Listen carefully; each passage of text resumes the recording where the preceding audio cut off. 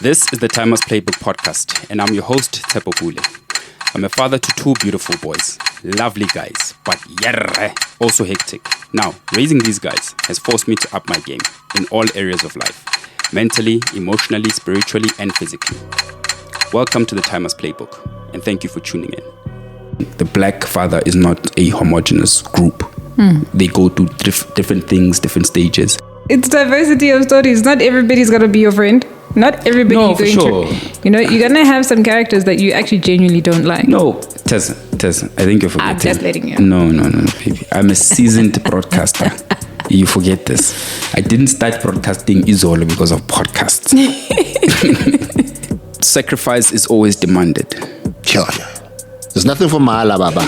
You have to give up something. There's a certain school that does not want to admit my child because Ridula Khagal. But let them be, let them play. I mean, and by you giving them chores, by you disciplining them, it's actually still letting them be. I don't think society is ready for that conversation because you can't fix something without understanding the cause. Yeah. So we're like, let's fix this GBB thing, but we don't want to hear your excuses. But what you're calling an excuse is why it happened. And the fact that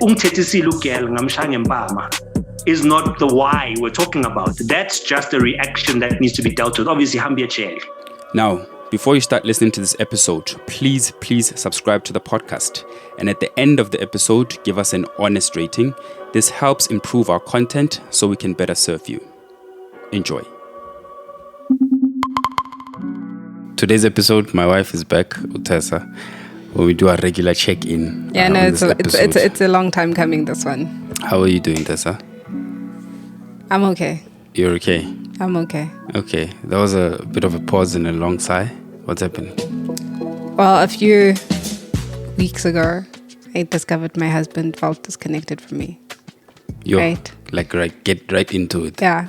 Okay. And I found it interesting.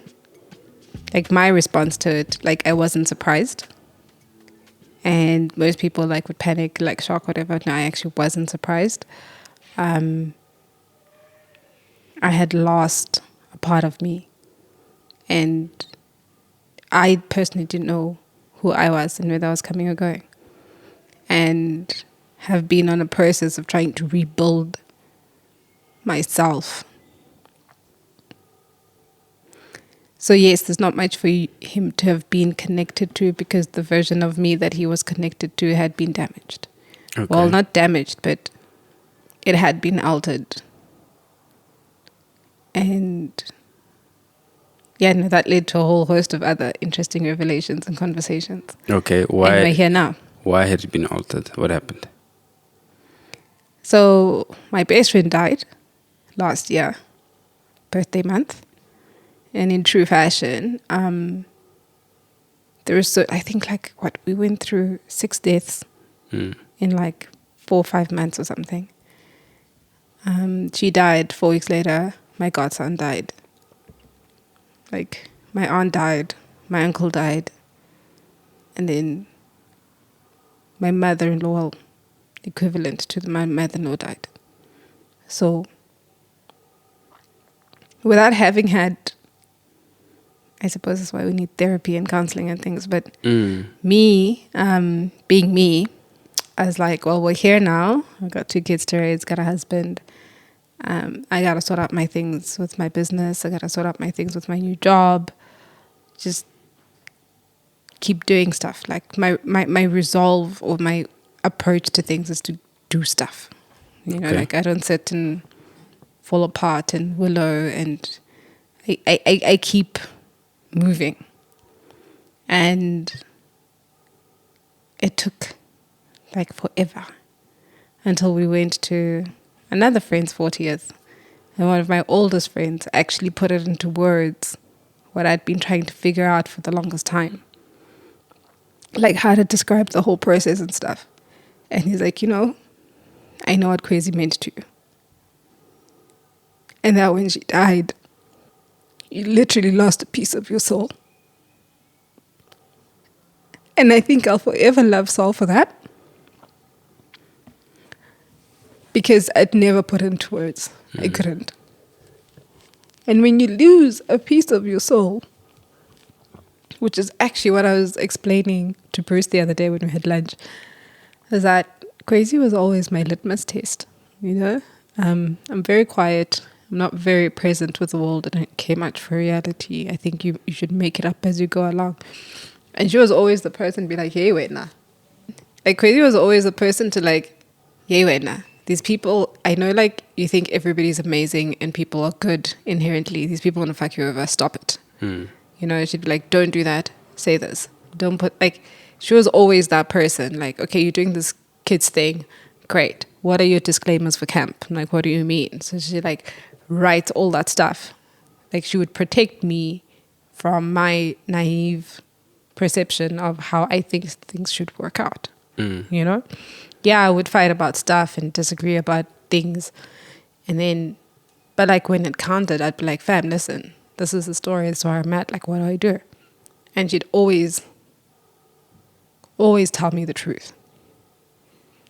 There are not a lot of friends I have who actually have the courage or are brave enough to tell me the truth, because I'm very strong-minded. And she was not bothered about where I was at. If it was true, she'd need to let me know how we dealt with our parents, how we dealt with our fathers, how we dealt with how our mothers responded to our fathers, like all of it. My friend was brutally honest. And I say this to the day I die, like, crazy used the truth like a sword. And if you didn't have a strong enough shield, she'd cut you down to pieces, you know? So it was at a pivotal moment in my life. We've got kids the same age. Things about schools, careers, like the whole thing. And we had started talking again. And she was like, yo, you're 40 this year. So I'd take my mom's card and make sure like you got like 40 of the best. Like, you know, she was going to get me like bottles and stuff. It was just a joke. And that's the last conversation I had with her. And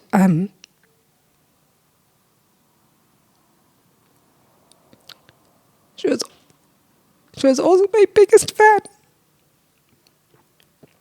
Even when we're not talking, because we're not talking at the time. Her last Instagram post was to get people to vote for me for some award.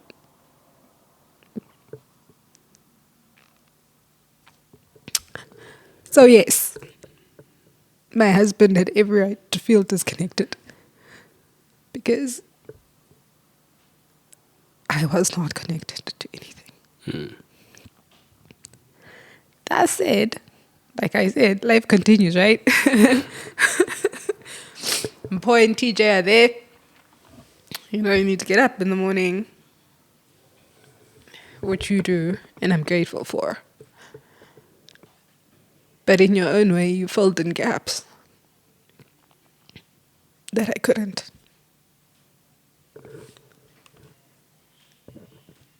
And I was just doing the best that I could. So, after that conversation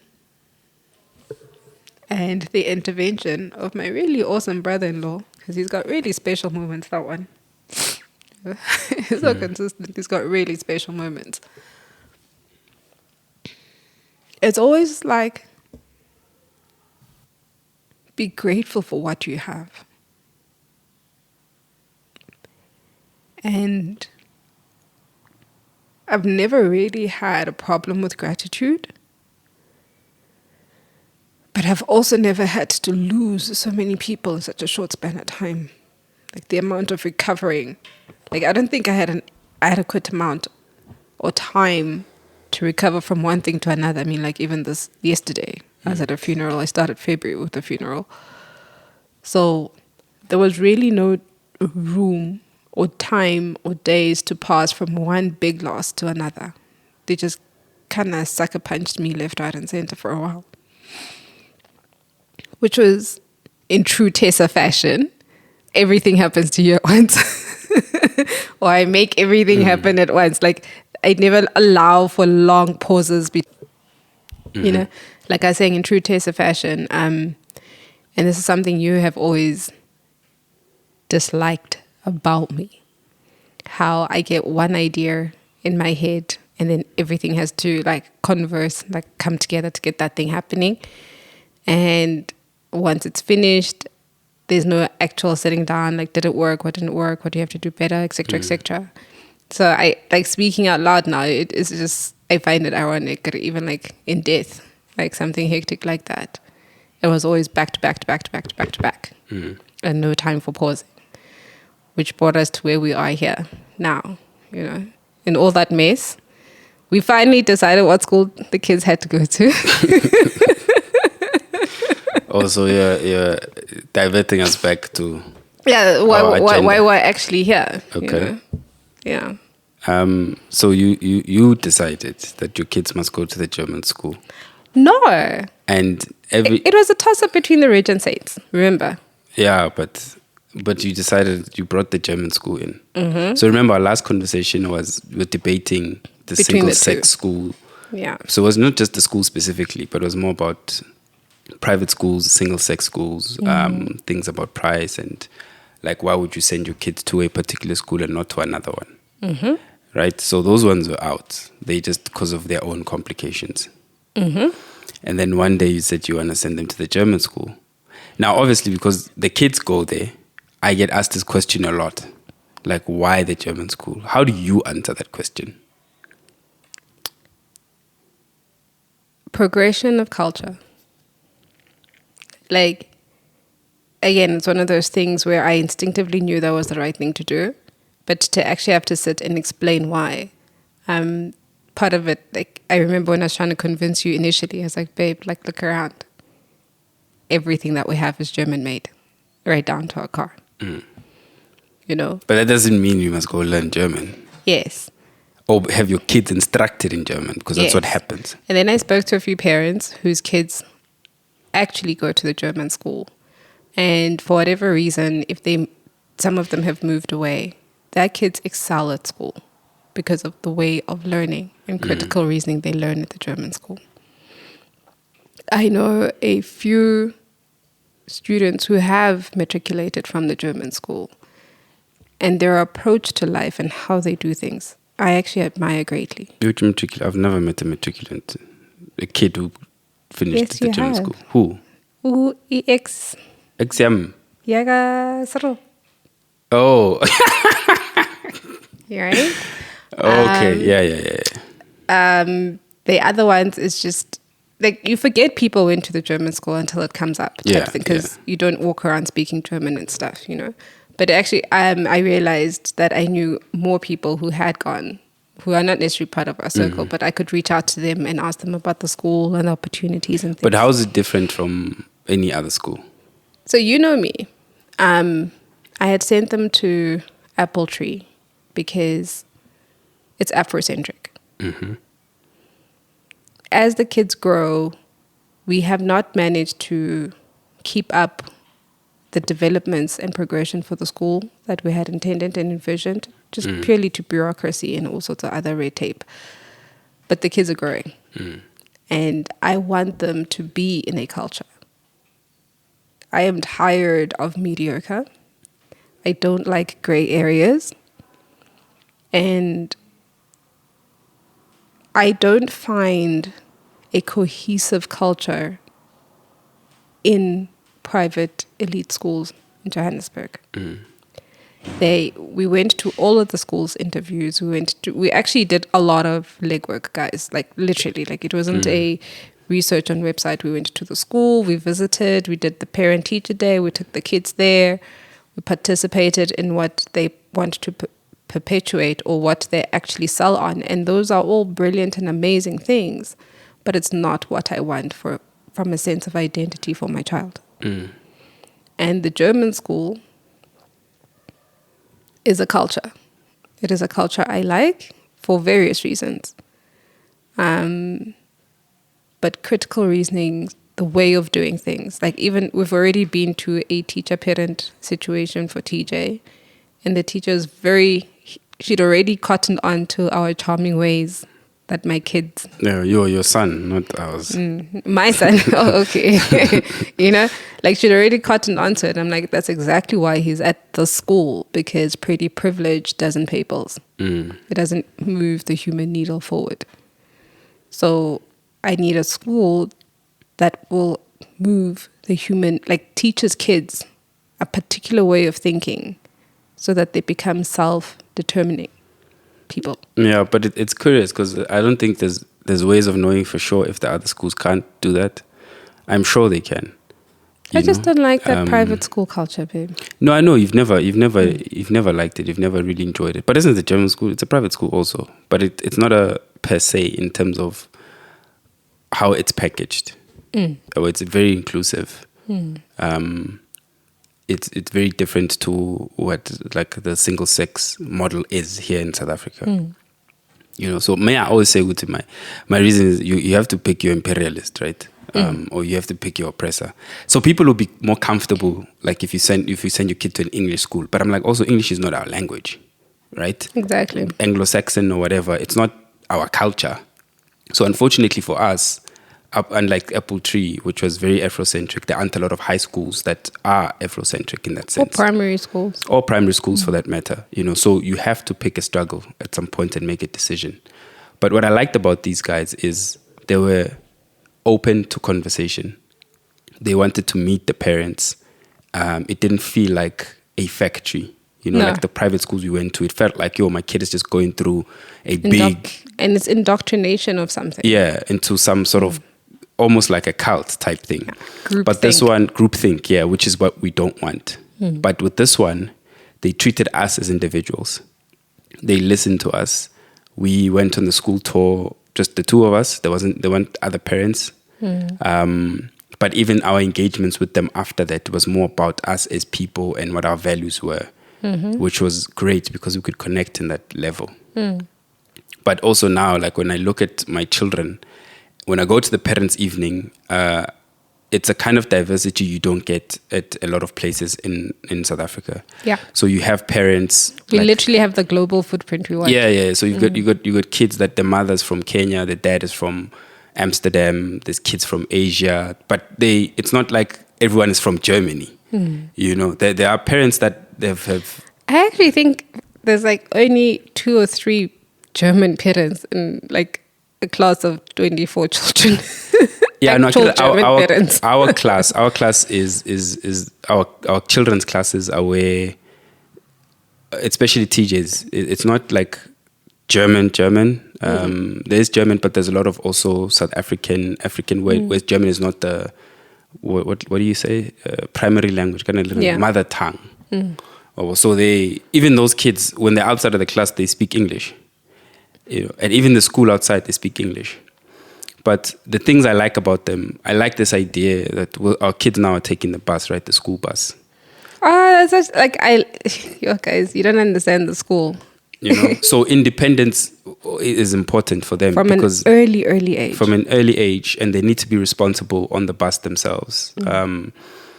They know where to get off. So already the idea of the Germans is accountability.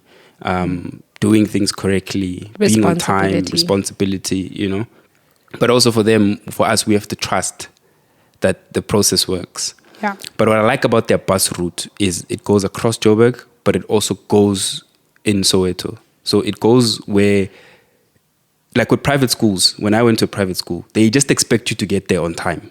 Yeah. So if I was coming from Soweto, that's why it was better to go to boarding school. If it's go Soweto or from Tembisa or whatever township, what time do you have to wake up? In some situations. Like this kid probably have to wake up at 3, a bus, maybe sometimes even 2 buses or 2 taxis just to get to school. But these ones, they have a bus route. Yeah. So they've got like 8 different bus routes. There's one that covers like the East Rand, Boksburg, Bedford View, the East works. Rand, Joburg North. Like now we're West looking at one Rand. from Lone Hill that goes Lone Hill, Waterfall. There's Lone Hill, Waterfall, Buccleuch. Like you could live anywhere in Johannesburg and be on a bus route for the school, and I appreciate that a lot. So then, do you think you made the right investment in terms of where this might potentially take your children? So far I do. I won't lie, I have 0 regrets about it. I'm quite excited. I'm officially a class rep. Parent rep. Time to volunteer. You just arrived. And I'm learning how to speak German myself. Got a cool app that I'm quite engaged in. You know, we have no idea what the world is going to be in the next 10, 15, 20 years. Even like 2 years ago, a global shutdown was unheard of. And true to form, I mean, the school's motto is practically word for word the same as Youth Nations. So I was sold from What is it again? global critical reasoning thinkers, global leaders, and okay.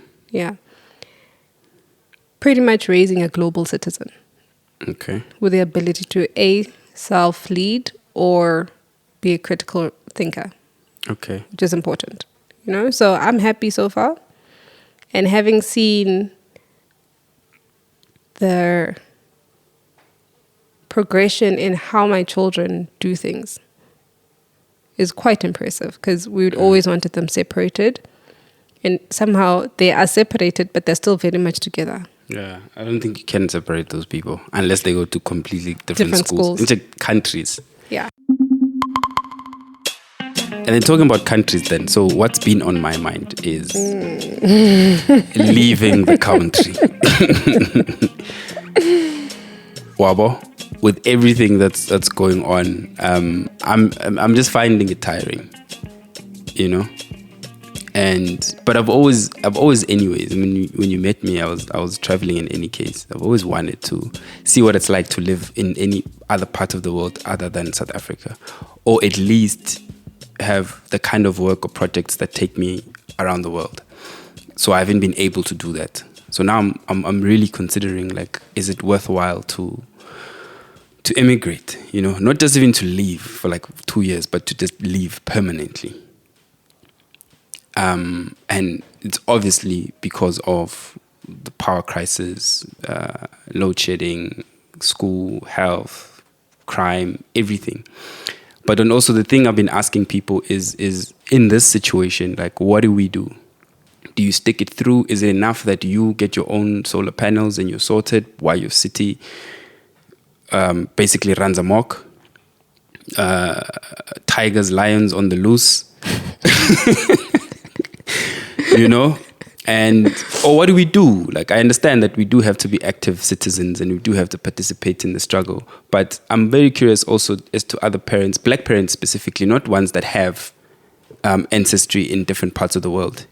But if there's other people our age that are considering leaving or have left, but you are not keen on leaving the country. No, I'm not. I'm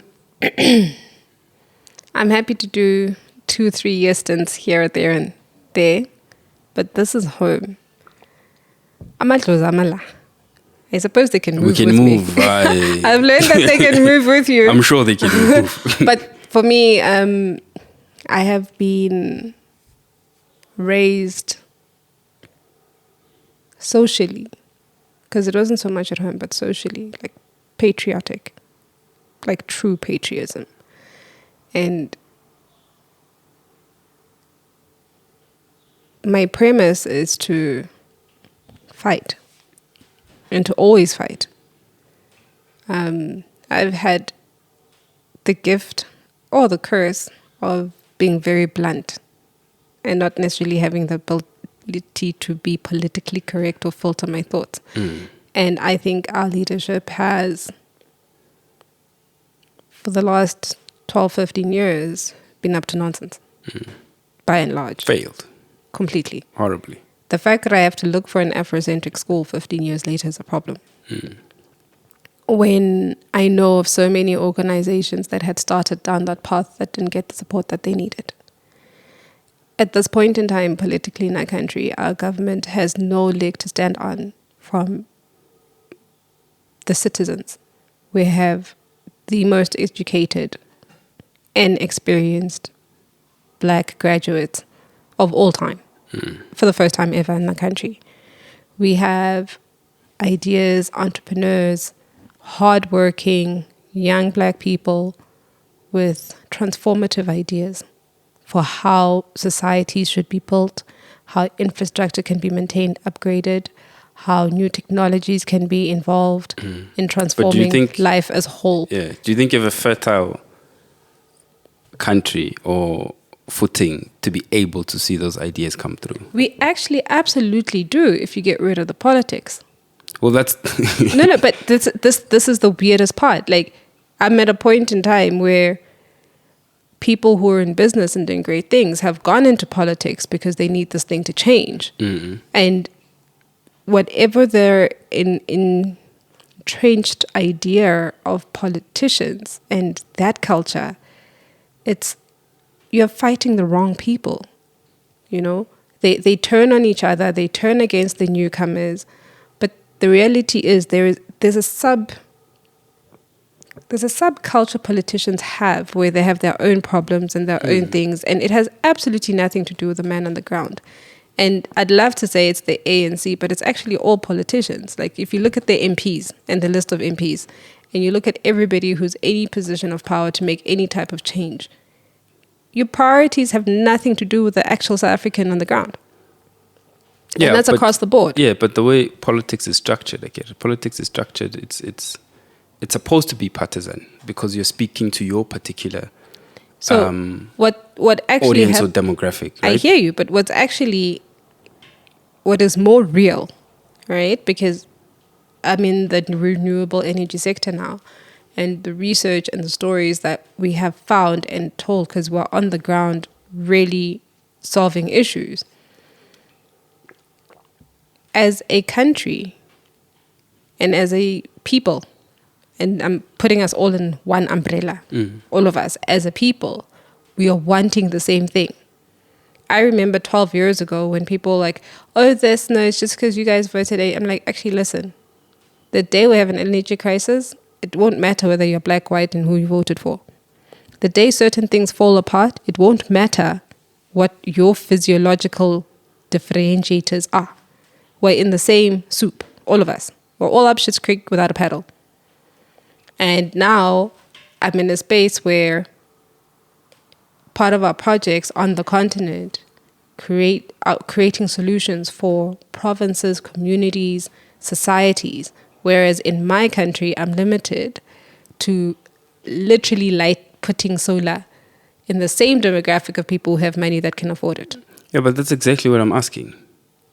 The ground isn't fertile enough to do that. So, but the thing is, so let me bring it back, right? I could light up townships tomorrow. I could. In your head, yeah. And that's not a political thing. It could happen, right? How? My biggest headaches, mind you, are not the politicians. Mm-hmm. It's corporate South Africa. Yeah, but that's what I'm saying. It's the whole structure. So that whole structure there, we as a people need to be honest about exactly how it works and who it works for and who doesn't work for. But Tessa, that's what I'm asking. Hold on. The ecosystem, everything works in unison. For it to work, it all has to come together. There's the citizens, there's the public-private sector, there's civil society, there's everything. It works, right? And we all feed into this thing. So if there's an issue, civil society comes up and they fight it. Sometimes they win, sometimes they don't. Sometimes we see bills, we fight them, sometimes we don't. So it works in tandem, right? So I'm saying the entire structure of the country itself. You are saying that you are prepared we must stay and fight it. And are you also saying then if I don't want to fight it, I just want a better life for my children and I leave, am I being unpatriotic? If you leave, who's going to be left to fight it? I don't know how to answer that question. But that's the reality, because remember, we're now in a time where we believe facts about things that are abstract. Like the things you can't touch, feel, taste, things that are non-tangible suddenly are much more important and real, but it's an abstract concept. At the end of the day, if we leave, do you know how much IP we are draining from our country just between me and you? Right? We'll be physically gone and we're building the economy of a different country that is already extracting from Africa as a norm anyway. As it is. Yeah. So there's, most countries, particularly in Europe, we get that. Right? Yeah. So what we as people actually, the conversation we should be having, right? It's like now, like everyone's like trying to get like a solar plan for themselves, and the new crime wave is people actually stealing solar infrastructure like off your roof, because we moved to a smart building, and when we got here, load shedding wasn't a thing for us, but now it doesn't matter. It doesn't work. Like now it doesn't matter because it's just so bad. It's crazy, right? We are installing 25, 30 homes a month, solar installations. But the reality is, you could have your own solar solution. I have my own solar solution. I still can't talk to you because the network doesn't have a solar networks are solution. down. Yeah. You know, I still can't transact when I need to transact because the app and the loading and the wheel of fortune goes on indefinitely. You don't know whether the process has gone through or not. And then the bank's like, oh no, it still takes 2 days. You'll know Monday. This is my reality. Until we actually have conversations about things that are tangible and practical, we deserve the government and leadership we're getting as a citizen. That's Tessa. And it's that Leo. I'm saying to you, I agree with you on a lot of things. And I'm also playing devil's advocate. That's what I'm saying. I'm very interested to find out what other people think, which will come on the podcast, right? Yeah, so please comment away and bring it to us, because I know if we leave, right? Please note, I'm not adverse to leaving. And you are adverse to leaving. Yeah, let's pick a country that is actually warm. That's fine. That's my biggest thing, like the food and the climate. That's me. But the reality is, even if we go to an amazing island somewhere, we are draining our country. But our country is draining us at the moment. That's what I'm just playing a bit of devil's advocate. You see, so why should I, as a father of 2 children, why should I fight so much just to have the basics?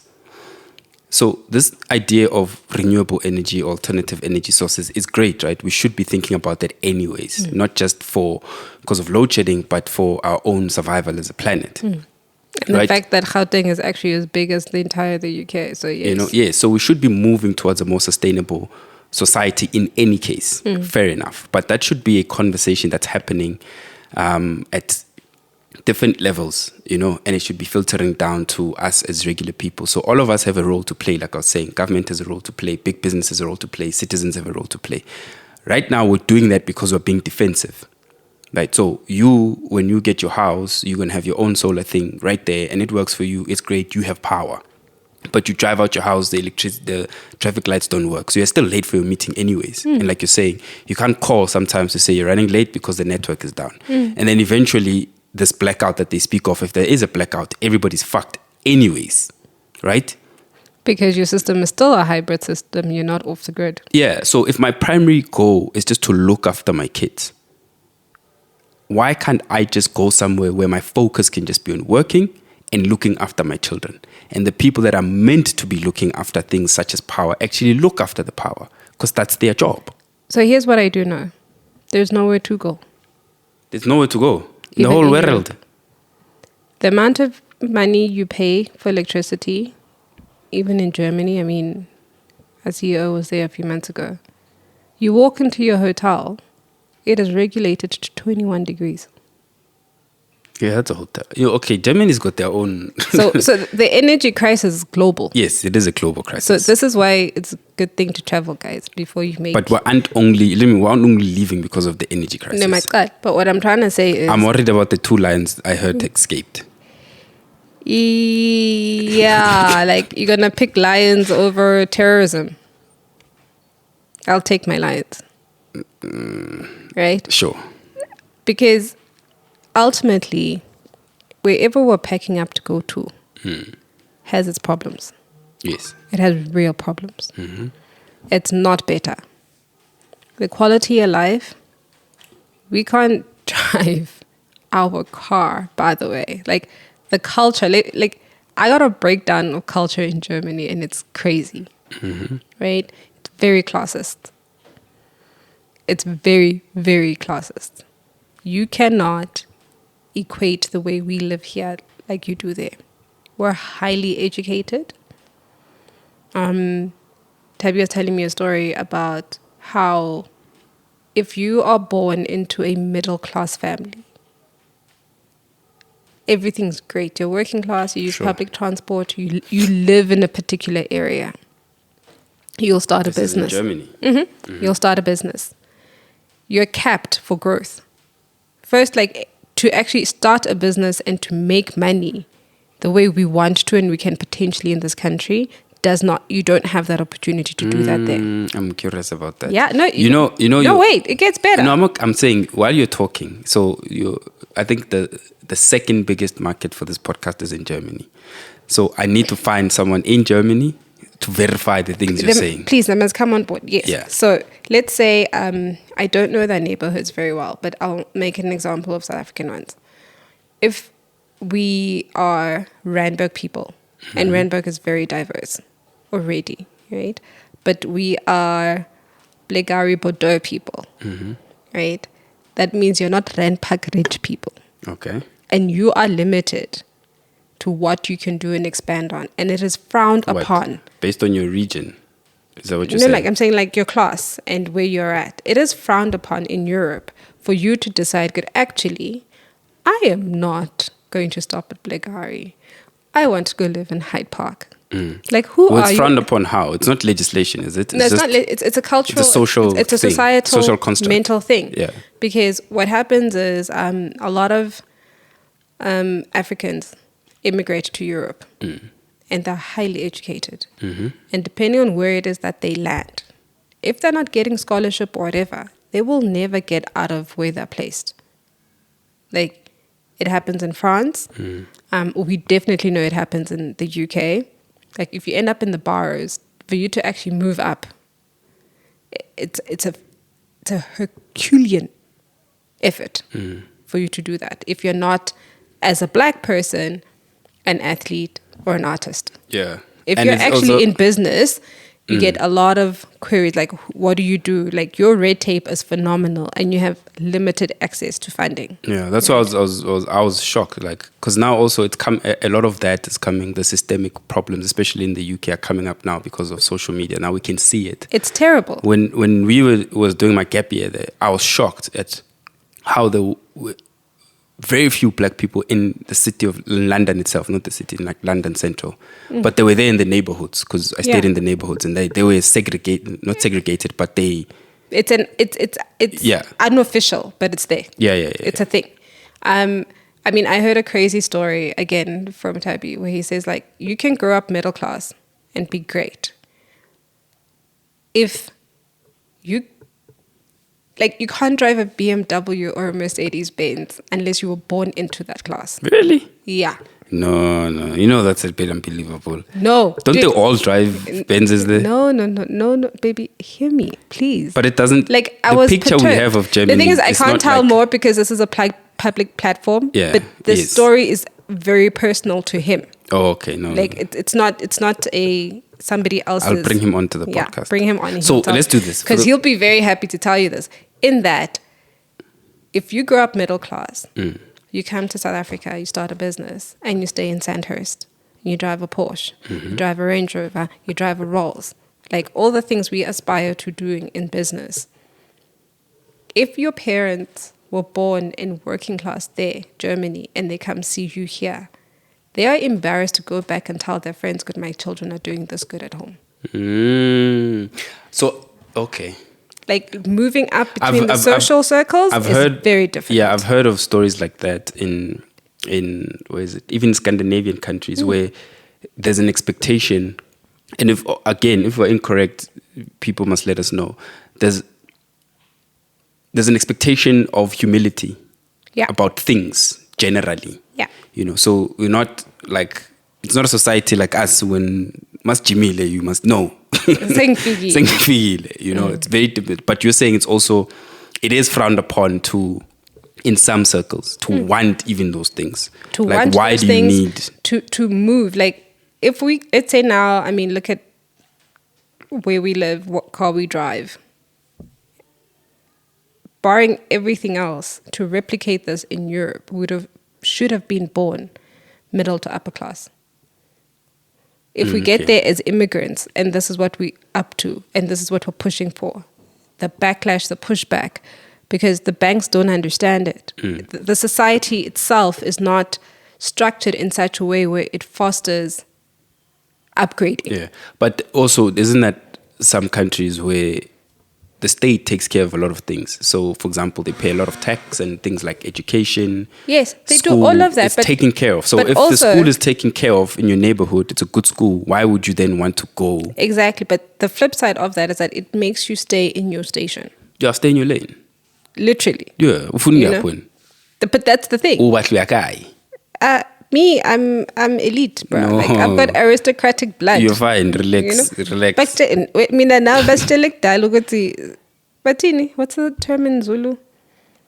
Ebukhosini. That's our heritage. Okay. So we are not built to conform. Let me ask you this then. A country, you were in Dubai for a little bit. Ne? Could we move to somewhere in the Middle East? We definitely could, but it's a lie. No, what? Like We know it's a lie. No, like the whole structure of it is a lie. Yeah, so in a city, there's nothing authentic there. okay, Tessa, You could have a lot of fun.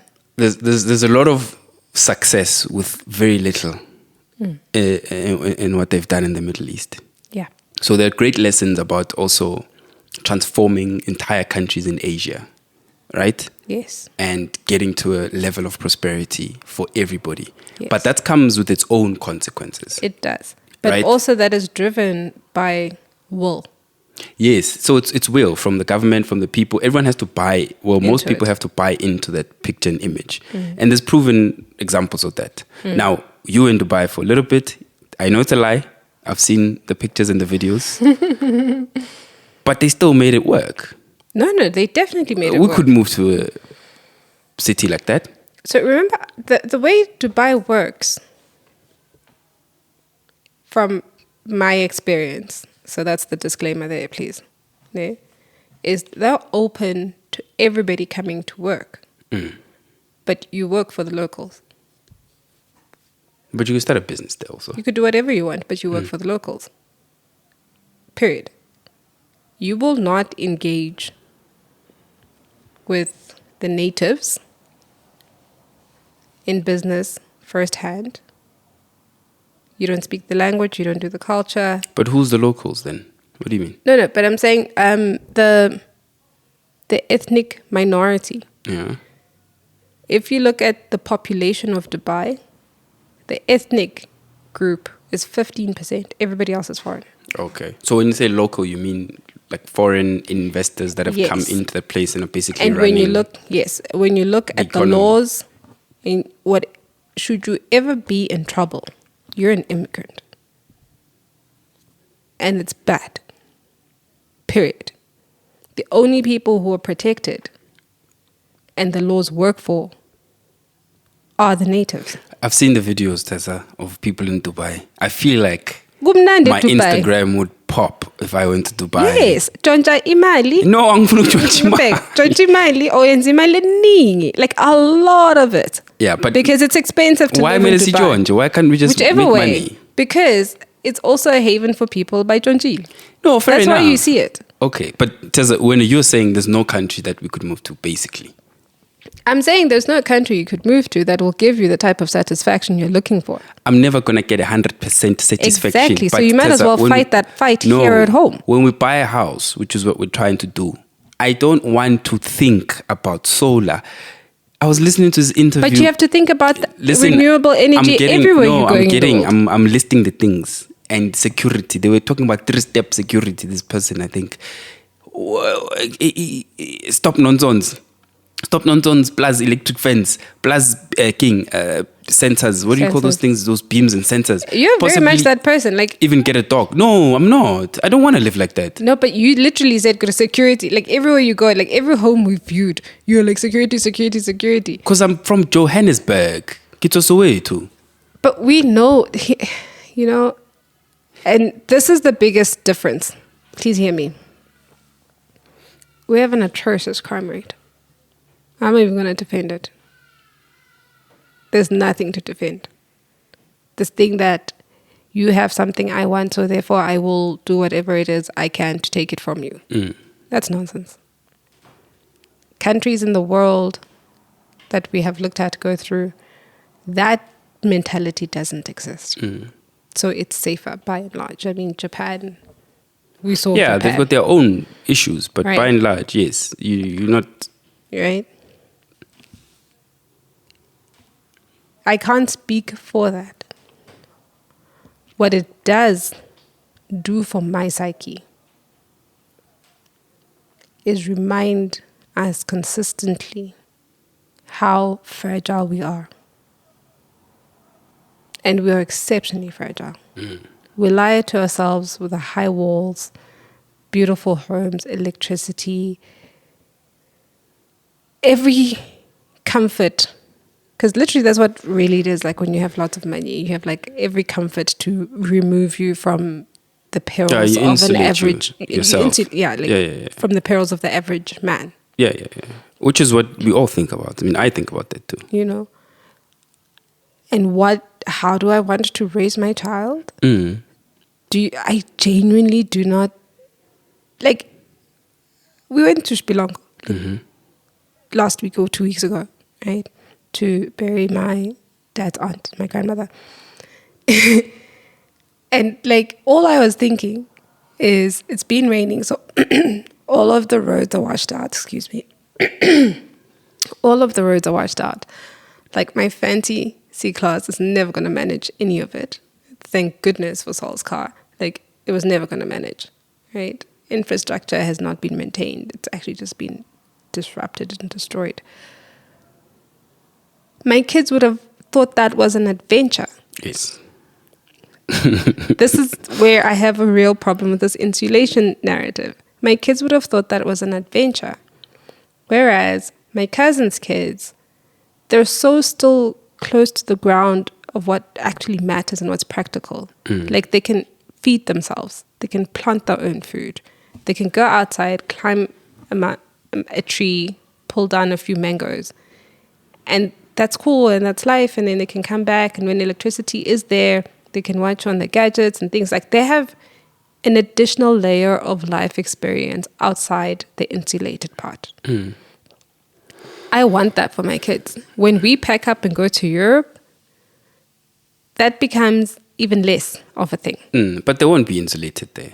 How do you think? Like, we upgrade. Like, when we're going to Europe, I mean, public transport works. Your kid is not going to get picked up on the side of the road randomly. Yeah, but what I'm saying like, is... everything that you want to go to that is taken care of by the state works. Yes, what I'm saying, listen, they can experience life and people because they're exposed to it. The homes that we looked at, once you get in that house, you lock the gate, that's it. You have to call Timmy to come over for a play date. You know, your kid is not going outside of the gate. But Europe is going to be more of that. No, because you're not moving there to... Where would we be moving to? No, you're not going to live there like you live here. Where would we live? No, I'm not trying to defend Europe. Let's leave Europe. Okay. Nah, I'm not defending anything. So my biggest angst, so that's the thing, my biggest point against moving to first world countries is just that. No, but a lot of people, Tessa, we know a lot of people that You're not going to take me to Germany and put me on a farm in Germany? No, I'm not. Exactly. You're going to put me in the city. Yes, what happens in the city? You're in the mix of people. That's what I'm saying. No. You're not insulated. We will be. No. Trust me. No, Tessa. You'll be there in the streets. Public transport, walking to school. We saw it in Dubai. Where we choose to live in Japan will determine that even more. And the work culture. You saw the work culture in Japan. It's bananas. There's nothing wrong with work culture. We could do with a bit of work culture here. But that's what I'm trying to say to you, in that the best legacy we could leave the kids is connection to all of those layers of living and trying to make it work for yourself. And there's no better opportunity or potential for that development like home.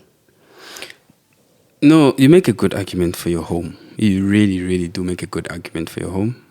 But as you know also, like, your home is fucked up right now. Proper. No, it is. So it's not advocation for Europe or any other country. It isn't that really. It's a matter for me of exploring what else is out there right? You've traveled, I've traveled. We know that things are not perfect. No. But the things for me that I don't want To worry to about. worry and they weigh down on me, I need those to be taken care of. I'm more than happy to fight the struggle of being a foreigner somewhere and then trying to make it. In fact, when I was overseas, that kind of setting kept me alive because it reminded you there's no time to settle when you're here. You have to get up Melu 7s. When you're here, we can get very comfortable very quickly because you're home. So I've got no issues with that. You know? I really don't. But the idea that even in our neighborhood, we have to worry about our kids just walking out the gate. Like you have to worry. You know? But also for me, the other thing I've been thinking about is it also possible to move back to the township on your own? Like not because you're forced by circumstance, like when we lost our jobs or whatever. Like, is it possible to move back into a neighborhood, you know, where your kids can have a neighborly experience, a different kind of experience? Like now I'm trying to get my kids to play football. These clubs I'm sending them to here, we're just paying money for nothing. These kids are never going to play football at that level. They're never going to learn anything. If I dlale one bali, how can you go strateng udlale challenge? This is not going to work. I can see it. But I can't drive from here 40 minutes to Soweto every time to practice for a 7-year-old. You know, but Leon, it's got its own things. There's all its cons also that are not working. But those are the things that I am weighing and I'm thinking about. So it's not just going overseas. It's also like saying, okay, could we take a different direction then completely? So while you're weighing, right? Yeah. Just keep in mind the 12 hours of sunshine we get. And the fact that when the sun comes on, it's actually warm. It's not like a fancy globe. And how nice our winters are relatively. South Africa. And our food. Like, please, like... You don't have to convince me about how great our country No, is. I'm just I know saying, it's great. Like, your children snack on fruit. And this is the best time of the year because there's peaches and there's watermelon and there's mangoes and there's everything. And your child can come like, Mommy, can I please have a pineapple? Like when we go to Europe, that will be your biggest expense. Okay. So anyway, in the next upcoming episodes, I've got a friend of mine. He's in, where is he? I think he said he's in Atlanta somewhere. In the States. So I want him to come on so he can give me his experience. Because he was like, definitely, bro, come. This is it here. So I'm very curious to hear what he says. Anyways, thank you, Tessa. It's been real. And as always, I enjoy talking to you. How? In the money part? We'll get to that. Okay. Ciao. Bye. Thank you so much to our guest for taking the time to share their story. In fact, thank you to all the guests for coming on to this podcast. And a big shout out to our engineer, Unati Ngubeni, for pulling the show together. Most importantly, thank you to you, our loyal listener. None of this is possible without you. If you haven't already, before you leave, please rate the content and subscribe to the podcast so you don't miss any updates. Until next time, hola.